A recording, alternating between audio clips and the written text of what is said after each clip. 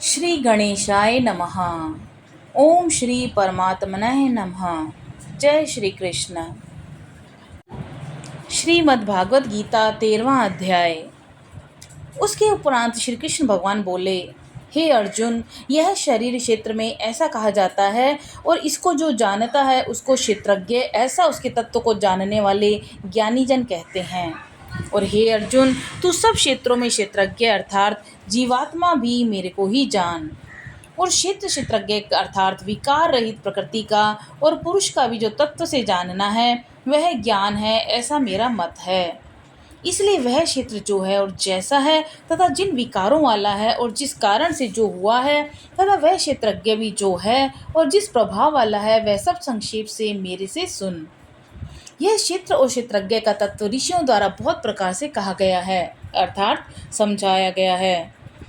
नाना प्रकार के वेद मंत्रों से विभाग पूर्वक कहा गया है और अच्छी प्रकार निश्चय किए हुए युक्ति युक्त ब्रह्म सूत्रों के पदों द्वारा भी वैसे ही कहा गया है।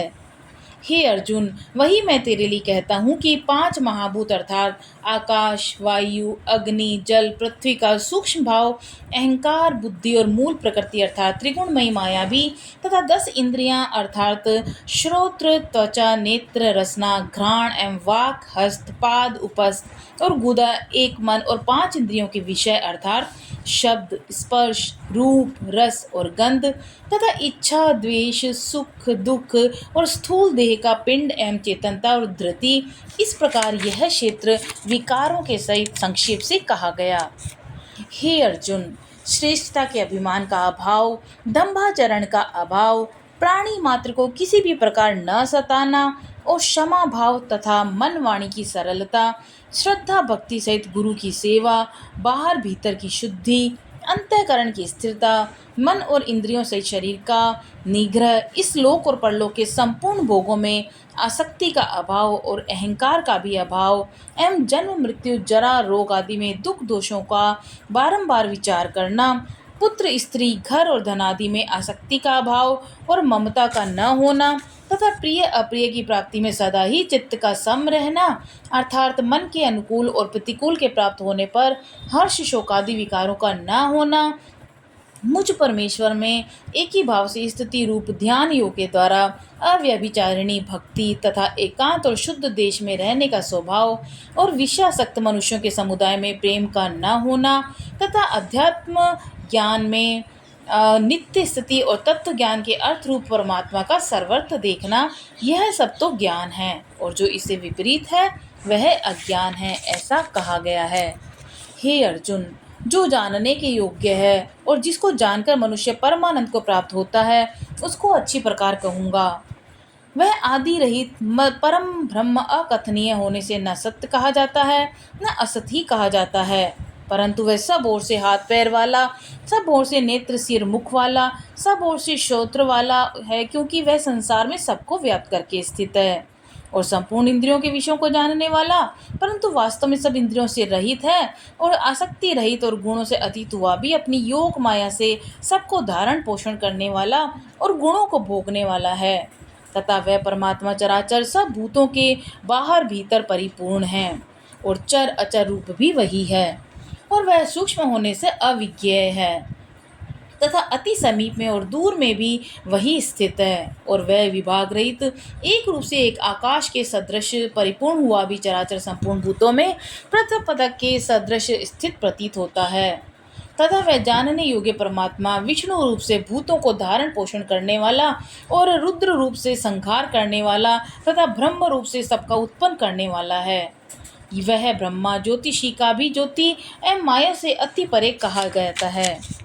तथा वह परमात्मा बोध स्वरूप जानने के योग्य है एवं तत्व ज्ञान से प्राप्त होने वाला और सबके हृदय में स्थित है। हे अर्जुन, इस प्रकार क्षेत्र तथा ज्ञान और जानने योग्य परमात्मा का स्वरूप संक्षेप में कहा गया। इसको तत्व से जानकर मेरा भक्त मेरे स्वरूप को प्राप्त होता है। हे अर्जुन, प्रकृति अर्थात त्रिगुणमयी मेरी माया और जीवात्मा अर्थात क्षेत्रज्ञ, इन दोनों को तू अनादि जान और राग द्वेषादि विकारों को और त्रिगुणात्मक संपूर्ण पदार्थों को प्रकृति से ही उत्पन्न हुआ जान। क्योंकि कार्य और कारण के उत्पन्न होने में हेतु प्रकृति कही गई है और जीवात्मा सुख दुख के भोक्तापन में अर्थात भोगने में हेतु कहा जाता है। परंतु प्रकृति में स्थित हुआ ही पुरुष प्रकृति से उत्पन्न हुए त्रिगुणात्मक सब पदार्थों को भोगता है और इन गुणों का संग ही इस जीवात्मा के अच्छी बुरी योनियों में जन्म लेने में कारण है। वास्तव में तो यह पुरुष इस देह में स्थित हुआ भी पर अर्थात त्रिगुणमयी माया से सर्वथा अतीत ही है। केवल साक्षी होने से, उपद्रष्टा और यथार्थ सम्मति देने वाला होने से, अनुमंता एवं सबको धारण करने वाला होने से, भर्ता जीव रूप से भोक्ता और ब्रह्मादिकों का भी स्वामी होने से, महेश्वर और शुद्ध सच्चिदानंद घन होने से परमात्मा ऐसा कहा जा गया है। इस प्रकार पुरुष को और गुणों के सहित प्रकृति को जो मनुष्य तत्व से जानता है वह सब प्रकार से बरतता हुआ भी फिर नहीं जन्मता अर्थात पुनर्जन्म को नहीं प्राप्त होता। हे अर्जुन, उस परम पुरुष परमात्मा को कितने ही मनुष्य तो शुद्ध हुई सूक्ष्म बुद्धि से ध्यान के द्वारा हृदय में देखते हैं तथा अन्य कितने ही ज्ञान योग के द्वारा देखते हैं, अपर कितने ही निष्काम कर्मियों के द्वारा देखते हैं। परंतु इनसे दूसरे अर्थात जो मंदबुद्धि वाले पुरुष हैं वे स्वयं इस प्रकार न जानते हुए दूसरों से अर्थात तत्व के जानने वाले पुरुषों से सुनकर ही उपासना करते हैं अर्थात उन पुरुषों के कहने के अनुसार ही श्रद्धा सहित तत्पर हुए साधन करते हैं और वे सुनने के परायण होकर पुरुष भी मृत्यु रूप संसार सागर को निसंदेह तर जाते हैं। हे अर्जुन, यावन मात्र जो कुछ भी स्थावर जंगम वस्तु उत्पन्न होती है उस संपूर्ण को तू क्षेत्र और क्षेत्रज्ञ के संयोग से ही उत्पन्न हुआ जान अर्थात प्रकृति और पुरुष के परस्पर के संबंध से ही संपूर्ण जगत की स्थिति है। वास्तव में तो संपूर्ण जगत नाशवान और क्षणभंगुर होने से अनित्य है। इस प्रकार जानकर जो पुरुष नष्ट होते हुए सब चराचर भूतों में नाश रहित परमेश्वर को समभाव से देखता है और वही देखता है क्योंकि वह पुरुष सब में समभाव से स्थित हुए परमेश्वर को समान देखता हुआ अपने द्वारा आपको नष्ट नहीं करता अर्थात शरीर का नाश होने से अपने आत्मा का नाश नहीं मानता। इससे वह परम गति को प्राप्त होता है।